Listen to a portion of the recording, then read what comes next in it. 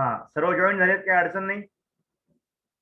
आज आपण जो पॉइंट शिकणार आहे तो आहे कोऑर्डिनेट जॉमेट्री. आता कोऑर्डिनेट जॉमेट्री जी आहे, काही विद्यार्थी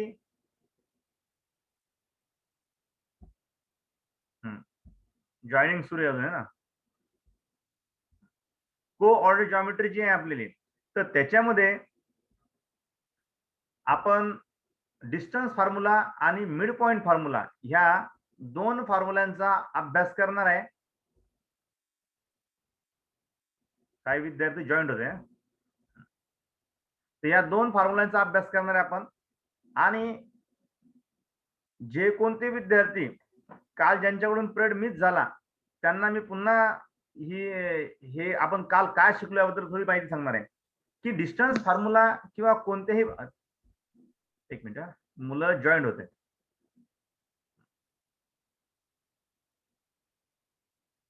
सगळ्यांकडे रेंज आहे ना?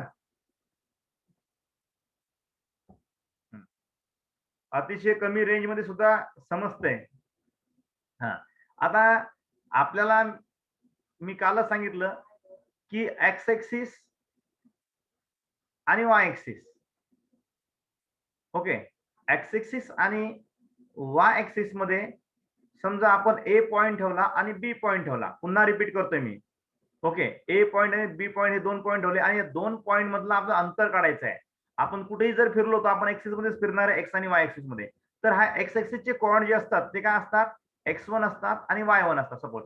आणि बी कोऑर्डिनेट काय असतात, x2 आणि y2 अशा प्रकारे. जॉईनिंग सुरू आहे, एक मिनिट.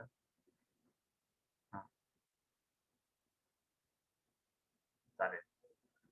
हा, तर अशा प्रकारचे कोऑर्डिनेट असतात आणि त्यांच्यामधलं जे अंतर आपल्याला काढायचं असतं, ए आणि बी मधलं जे अंतर काढायचं असतं, आपण त्याला इंडिकेट करतो डिस्टन्स ऑफ ए बी ने, किंवा त्याला दुसऱ्या भाषेत आपण लेंथ ऑफ ए बी सुद्धा लिहू शकतो किंवा फक्त ए बी सुद्धा लिहू शकतो. कारण की आपण शिकलो होतो सेगमेंट ए बी वगैरे शिकलो होतो. तर आपण, परंतु आपल्याला ह्या दोन लँग्वेजचा आपल्याला वापर करणे.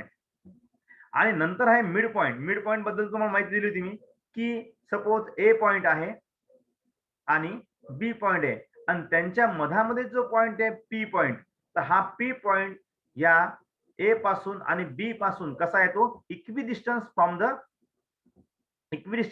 The point A and B असं सुद्धा आपण म्हणू शकतो त्याला. ओके, तर हे जे कोऑर्डिनेट असतात, तर हा झाला आपला x1 y1 आणि हा झाला आपला x2 y2. तर आपल्याला फाइंड करायचं आहे पॉइंट पी पॉइंट फाइंड करायचा आहे. तर आपण याला एक्स वाय असं सुद्धा म्हणू शकतो किंवा कॅपिटल एक्स आणि कॅपिटल वाय. म्हणजे मला जर समजा पी पॉइंट जर इंडिकेट करायचा असेल, पी कोऑर्डिनेट, तर अशा प्रकारे त्याला लिहितात. आणि नंतर आपलं जे आन्सर येईल ते आपण आन्सर काय करून देऊ, ठेवून देऊ सोल्युशन सेट सारखं. परंतु कधी कधी काय होतं माहिती का, कधी कधी काय होतं की सेगमेंट काढत असताना आपल्याला विचारतात की ते कोलिनियर आहेत का नाहीये. पहा, कधी कधी असंही विचारतात की कोलिनियर पॉइंट आहेत का नाहीये. ठीक आहे, आता कोलिनियर पॉइंट म्हणजे काय की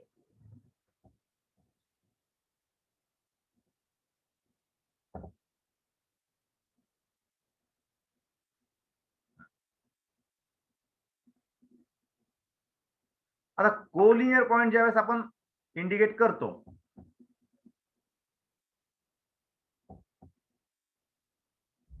कोलिनियर पॉइंट, तर कोलिनियर पॉइंट इंडिकेट करत असताना आता सपोज हा पॉइंट ए आहे आणि हा पॉइंट बी आहे आणि यांच्या मधामध्ये मी सपोज एक सी पॉइंट ठेवला. याचं अंतर 3 आहे, याचं अंतर 4 आहे. आणि तुम्हाला जर म्हटलं की find the distance of A B, तर डिस्टन्स ऑफ ए बी काढण्यासाठी तुम्ही काय करसान, डिस्टन्स ऑफ ए सी आणि plus distance of C B या दोघांची तुम्ही ऍडिशन करसान आणि काय करसान, 3 + 4 = 7. परंतु कधी कधी काय होतं की आपल्याला माहित नसतं, आपल्याला ह्या कोऑर्डिनेट जॉमेट्री मध्ये आपल्याला तिघांचेही कोऑर्डिनेट दिलेले राहणार आहे आपल्याला.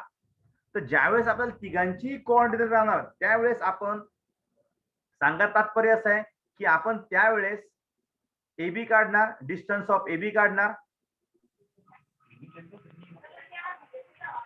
डिस्टन्स ऑफ BC काढणार आणि डिस्टन्स ऑफ AC काढणार. हे तिन्ही डिस्टन्स आपण काढू आणि हे 3 डिस्टन्स काढल्यानंतर फॉर एक्झाम्पल तुम्हाला आता हे तुम्ही विसरून जा, समजा हा पॉईंट जो आहे हा पॉईंट विसरून जा, ठीक आहे.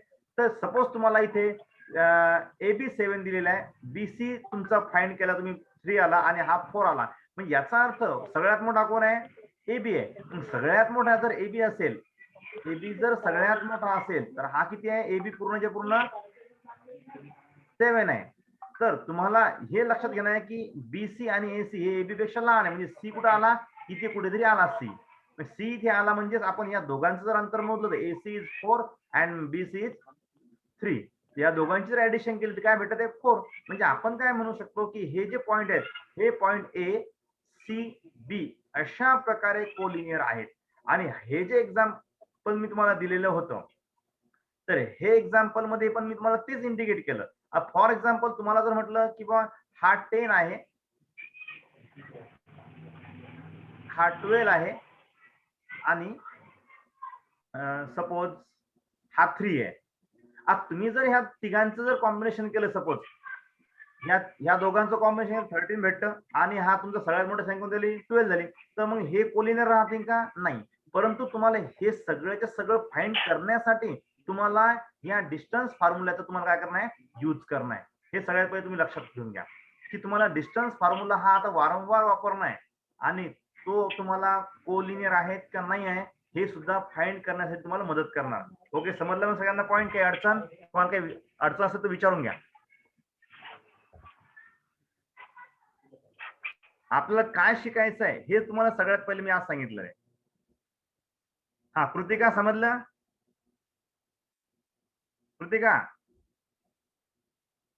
आवाज येतोय?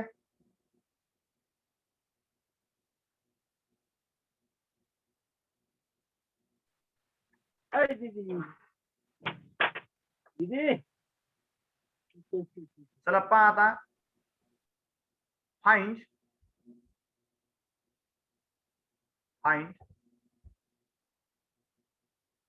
आताच हेडिंग आपलं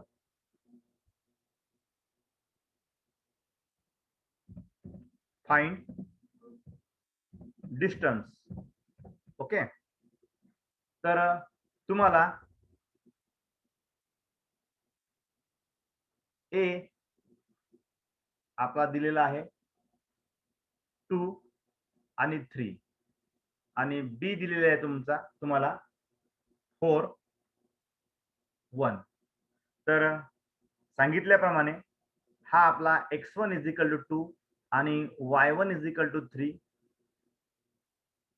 x2 is equal to 4, y2 is equal to 1. Okay, by using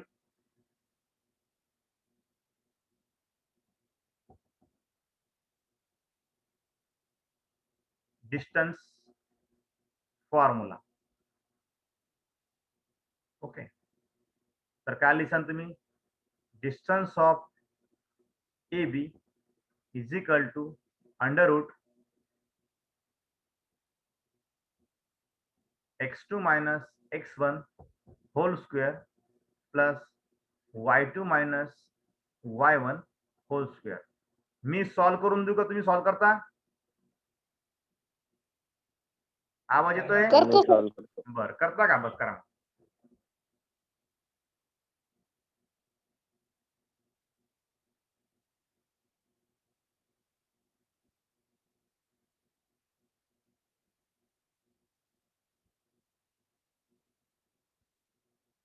Solve this fast.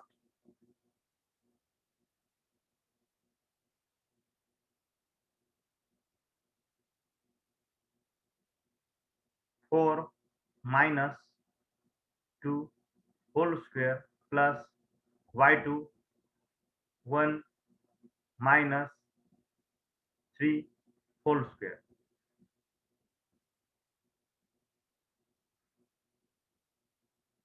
2 square minus 4 2 square means 4 plus 4.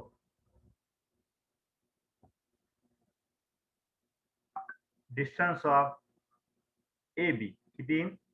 √8. आता √8 आलं, जर याचं तुम्हाला सर्ड फॉर्म मध्ये जर कन्वर्ट करता येत असेल तरच करा 2√2. ओके, डिस्टन्स ऑफ ए बी.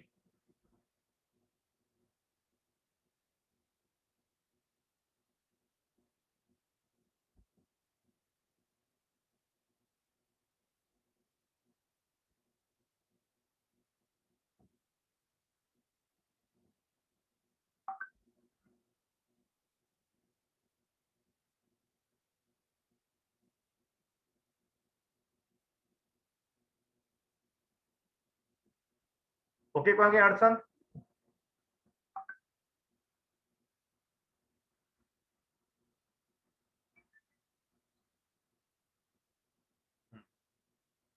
बरेच जण आन्सर पाठवते, नो प्रॉब्लेम.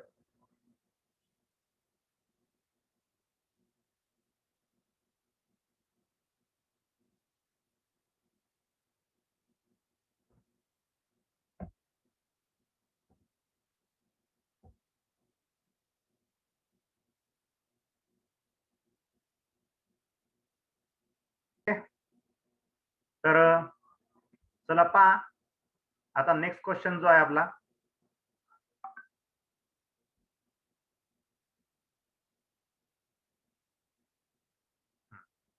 नेक्स्ट क्वेश्चन आहे आपल्याला P -5 7 Q -1 3. तर आता आपल्याला हा क्वेश्चन सॉल्व्ह करताना नेहमीप्रमाणे आपण काय करणार आहे? करू मी solve?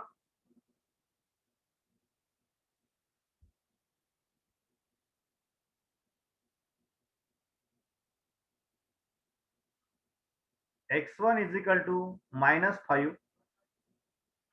y1 is equal to 7, x2 is equal to -1 आणि y2 is equal to 3. By using distance formula. Okay, काय होईल? Distance of PQ is equal to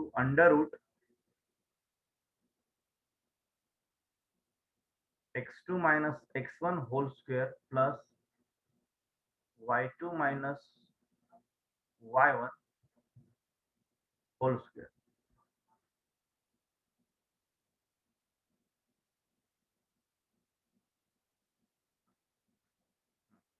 काय होईल? x2 -1, x2 -1 आहे, बरोबर आहे, -5 चा होल स्क्वेअर. आता हे जे ब्रॅकेट आहे याला स्क्वेअर ब्रॅकेट करा, प्लस y2 जो आहे y2 y2 y2 3, y1 7 square. Okay, आता इथे जर विचार केला तर बऱ्याच विद्यार्थ्यांचं मी काल सांगितलं होतं की बऱ्याच विद्यार्थी इथं चुकतं की -1 प्लस 5 चा होल स्क्वेअर, आणि इथे सुद्धा थोडस -4 चा होल स्क्वेअर. म्हणजे विचार जर केला आपण तर आपल्याला येईल 4 स्क्वेअर -4 स्क्वेअर मीन्स 16 प्लस 16. तर आपलं जे डिस्टन्स ऑफ PQ आहे, डिस्टन्स ऑफ PQ आहे तो किती येईल? √32. तर तुम्ही याला असं सुद्धा करू शकता, 16 into 2 मीन्स 4√2. ओके, कोणाकोणाला आलं?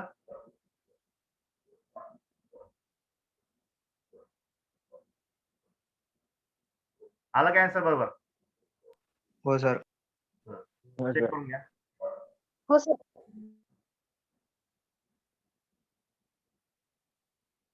ओके, बढिया लिहिलं, बाकी जणांनी मस्त लिहिलं. हा, ठीक आहे.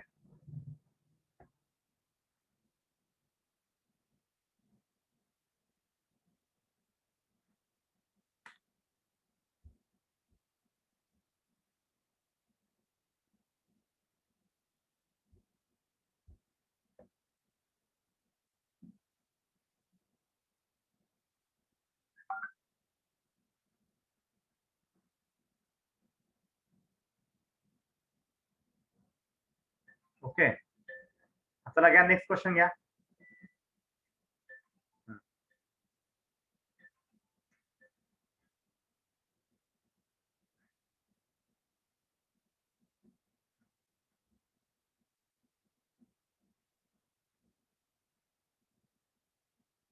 Next question, R is equal to 0 - 3 आणि S is equal to 0 5/2. Okay, घ्या.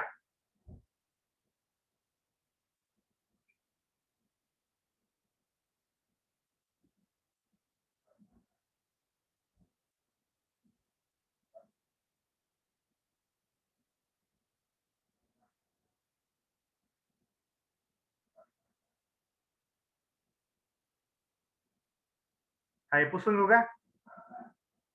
पुसू काय? हो. हा,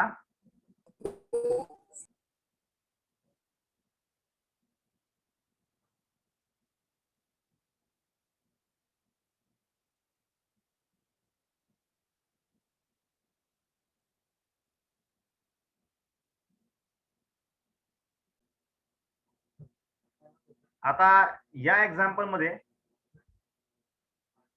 तुम्हाला लक्षात आलं की इथे आर जो आहे आपला, हा आर मध्ये 0 आणि -3, एस मध्ये 0 5/2. आता इथे मी x1 0 y1 जो आहे आपला -3 x2 वगैरे तुम्हाला लिहून दिलं बाय युझिंग डिस्टन्स फॉर्म्युला. हे लिहायचं विसरायचं नाही, कारण काय याच्यात 2-3 प्रकारचे फॉर्म्युला यूज करणार आहे. Distance formula. ओके, सगळ्यांना माहिती झालं आता डिस्टन्स फॉर्म्युला काय आहे. Distance of R S is equal to √ x2 - x1 plus y2 - y1. तुम्ही काय करू शकता माहिती गेला की तुम्ही x1 - x2 सुद्धा म्हणू शकता, परंतु x2 - x1 आपण का लिहितो हे मी तुम्हाला अगोदर सांगितलेलं आहे मागच्या पिरियड मध्ये. ओके, तर x2 किती आपला 0 - x1 अल्सो 0. ओके, चा होल स्क्वेअर प्लस y2 5/2 -3. इथे काही विद्यार्थी कन्फ्युजन करू शकतात. ठीक आहे, तर त्याच्यामुळं हा या 0चं काही आपल्याला अडचण नाहीच आहे. हा 0 तर 0च झाला. प्लस 5/2 प्लस 3 चा होल स्क्वेअर. म्हणजे इथे आपला जो रूट आहे हा 0 झाला गायब. किती होईल?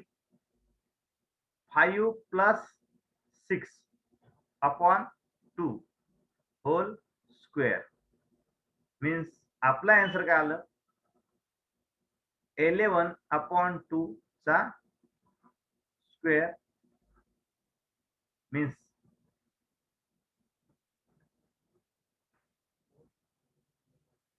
मीन्स 121/4 अंडररूट मध्ये. लक्षात घ्या, अंडररूट मध्ये. आणि काल मला काही विद्यार्थ्यांनी विचारलं, सर अंडररूट नेहमी काढायचा का? जर अंडररूट निघत असेल तरच काढायचा. किती होणार आहे? 11/2. काल काय झालं होतं? काल अशा प्रकारे एक क्वेश्चन आला होता आपल्याकडे. काही जण अजून जॉईन होतच आहेत.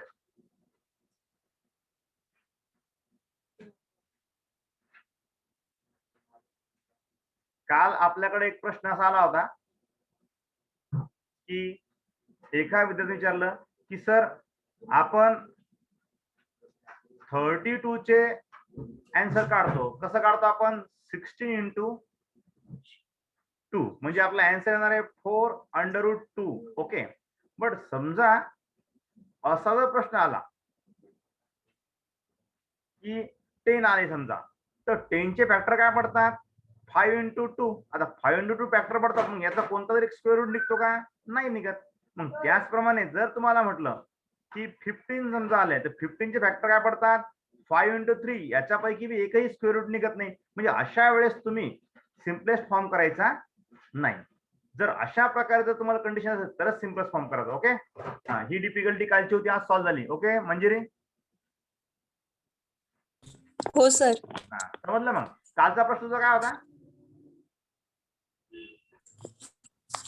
तुझा कालचा प्रश्न काय होता? 39 आलं होतं अंडर रूट मध्ये. हा 39 आलं होतं अंडर रूट मध्ये, बरोबर आहे. अंडर रूट मध्ये सपोज 39 आले, 39. आता 39 आपण फॅक्टर पाडले तर काय पडणार आहेत ते? 13 इंटू आय थिंक 3, Three. बरोबर आहे. आणि 13 चाही स्क्वेअर रूट निघत नाही आणि 3 चाही निघत नाही, त्याच्यामुळे काय होणार आहे ते? त्याचं अंडर रूट 39 आन्सर येईल. ओके, अशा प्रकारे.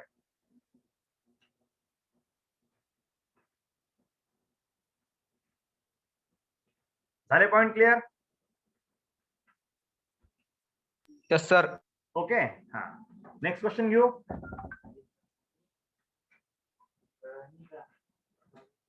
हा लिहून घेतलं का तुम्ही फळावरचं?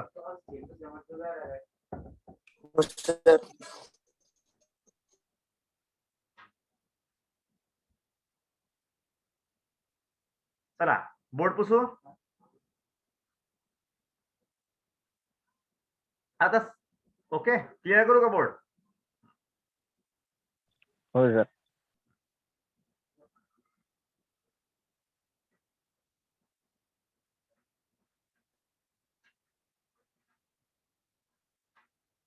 आता समजा तुम्हाला प्रश्न येणार तर नाही, परंतु समजा कोणा विचारलं ऑब्जेक्टिव्ह मध्ये की ओरिजिन आहे, काय ओरिजिन, आणि ओरिजिन मधून एक पॉइंट तुम्हाला दिलेला आहे आणि एक तुम्हाला पॉइंट वेगळा दिलेला आहे. मग त्यावेळेस तुम्हाला जर विचारलं फॉर्म्युला काय from the origin, from origin, कोण सांगेल? ओरिजिन मधून जाणारा फॉर्म्युलाचा काय राहणार आहे? सपोज डिस्टन्स ऑफ ओ ए म्हणून आपण त्याला, तर याचा फॉर्म्युला काय राहणार आहे? कोण सांगेल मला?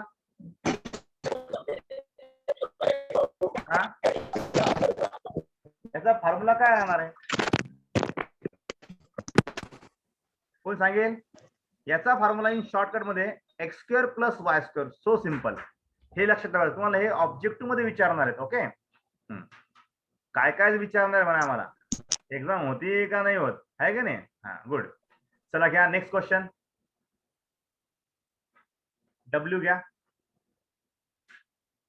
-7/2 4 नंतर x 11/4. Now solve fast. Solve करा.